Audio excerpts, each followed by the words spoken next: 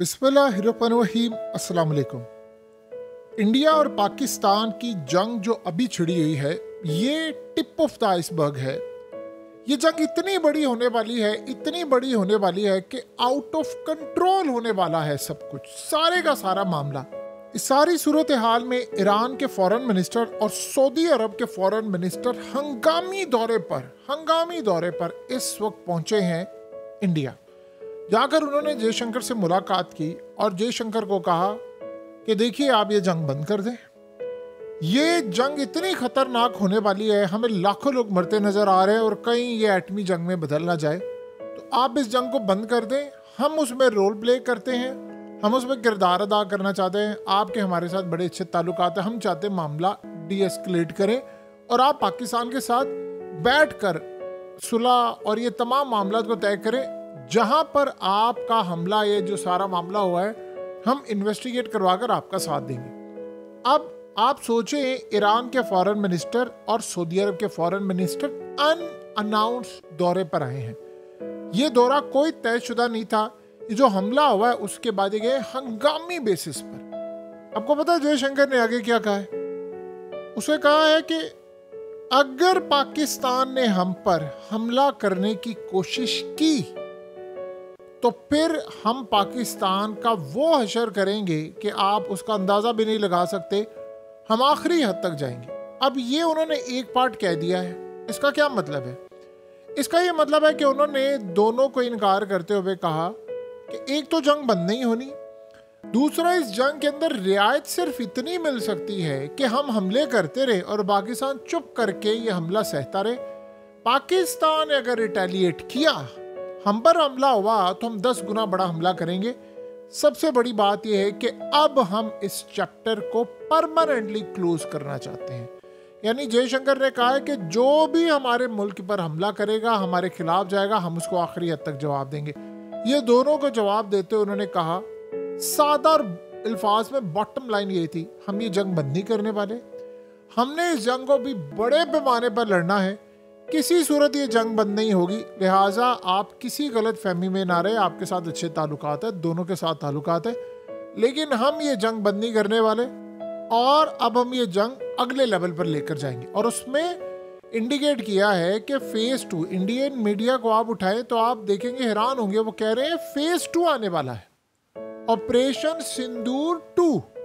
ये बात समझे, वो क्या है? एक तो ऑपरेशन सिंदूर, इन्होंने हमला किया है हम पर, जो तबाही की है हमारे शहरों में। अब ये ड्रोन्स, अब वो कह रहे हैं कि अब इस सूरत हाल में कोई मामला नहीं। अब ये जब रिपोर्ट्स अमेरिका तक पहुंची हैं, अमेरिका के बाद जाहिर सी बात है सऊदी अरब के साथ उनके ताल्लुकात बड़े अच्छे हैं, तो इंटेलिजेंस शेयरिंग होती है, सारा मामला होता है। इस सारी सूरत हाल में जब अमेरिका को पता चला है कि अब वो जंग असर करने जा रही है, जो पाकिस्तान पर इन्होंने ड्रोन्स भेजे हैं हमारे मुल्क में, ये तो टेस्ट करने के लिए भेजे हैं। असल में इन्होंने बाद में हमला करना है बड़ा, और इन्होंने एक वक्त पाकिस्तान में जो हमला करना है, कम से कम 15-20 शहरों में इकट्ठा हमला करना है मिसाइल और ड्रोन से, और फिर फौजें भी उतारने, ये उनका प्लान है।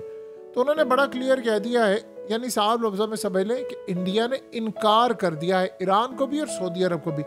अब जब इन्होंने इनकार किया तो अमेरिका ने अपने तमाम शहरियों को पाकिस्तान सफ़र महदूद करने की हिदायत, यानी आलमोस्ट कि आप सफ़र ना करें।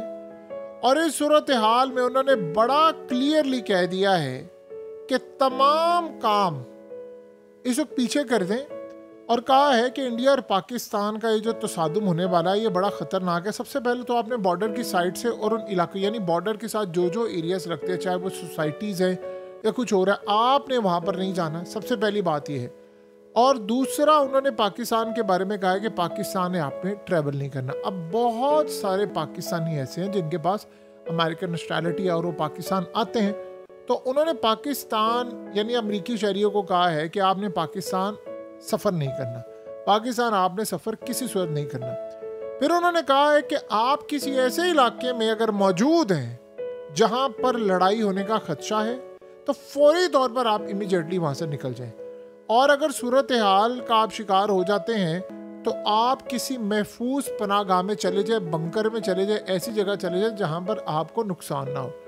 अब आप अंदाज़ा करें कि उन्होंने सादा अल्फाज में क्या कहा है कि भाई आप ये जो लाहौर से लेकर पिंडी, ये वो हर जगह जो ड्रोन्स मारे गए हैं, आपको लगता है कि ड्रोन्स आप जहाँ पर है वहाँ पर है, सबसे पहले तो आप ये मुल्क छोड़ें और उसके बाद आप ट्रेवल ना करें। अगर वहाँ पर मौजूद है तो महफूज मकामात पर चले जाएं।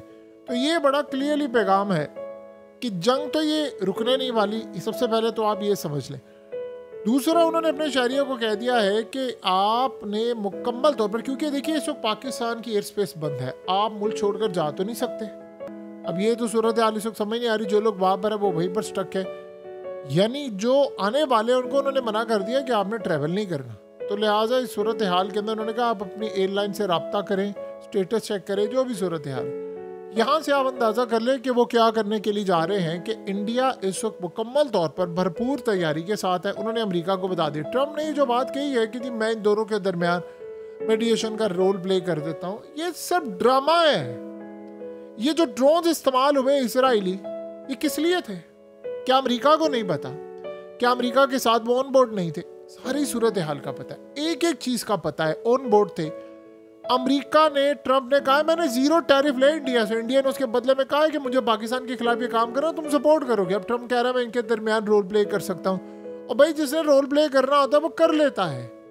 आप वहाँ पर बैठकर ये कहते हैं, आपका कैश पटेल से लेकर आपके तमाम डिफेंस सेक्रेटरी और आपका सेक्रेटरी ऑफ स्टेट और सारे कहते हैं कि इंडिया पाकिस्तान पर हमला करे, बस तनाज़ा ना खड़ा हो। तो इसका मतलब है कि आप क्या कर रहे हैं? आप हमले के लिए ग्रीन सिग्नल दे चुके हैं।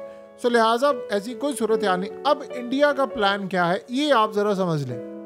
इंडिया ने किया क्या है कि अमेरिका का जो टैरिफ है उनको कर दिया है ज़ीरो, यानी तमाम प्रोडक्ट्स अब अमेरिका इंडिया बेच सकता है। ये समझ ले इंडिया ने अपनी शार काट के अमेरिका के हवाले कर दी है, क्योंकि मोदी का वो जो पिछला 11 साल का प्लान है मेड इन इंडिया, वो सारा तितर बितर हो गया, टोटली तबाह हो गया।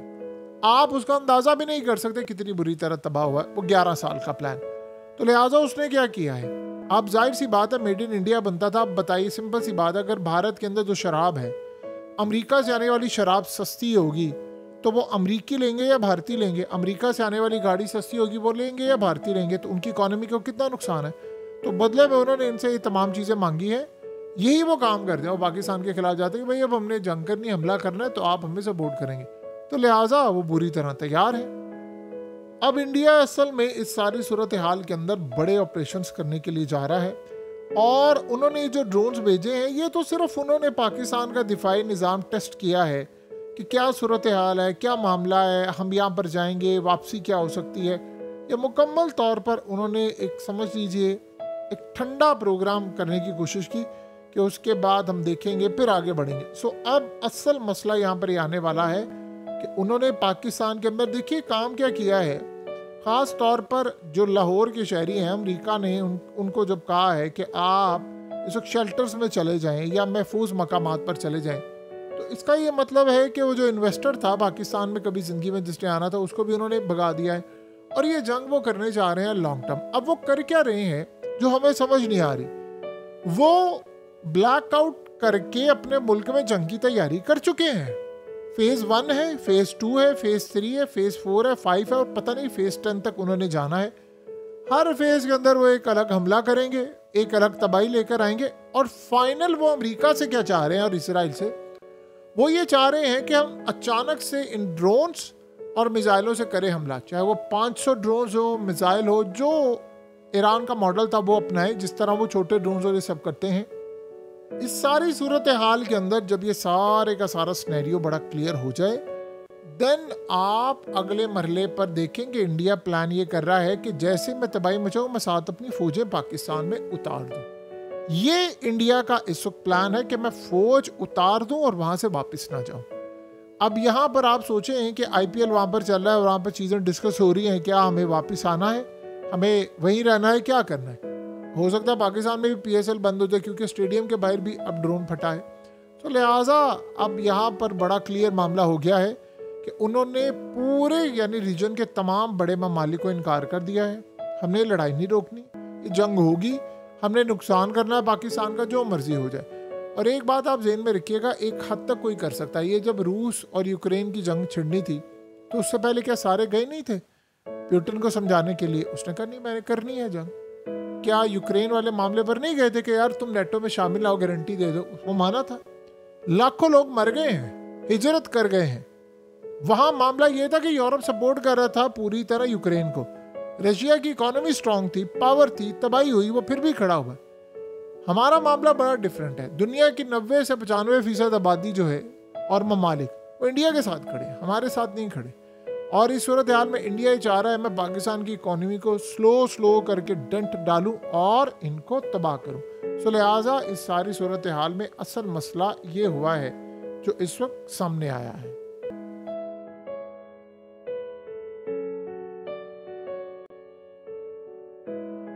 हकीकत टीवी को सब्सक्राइब करना मत भूलें, वीडियो को लाइक करें, शेयर करें और कमेंट सेक्शन में अपनी राय का इजहार ज़रूर करें।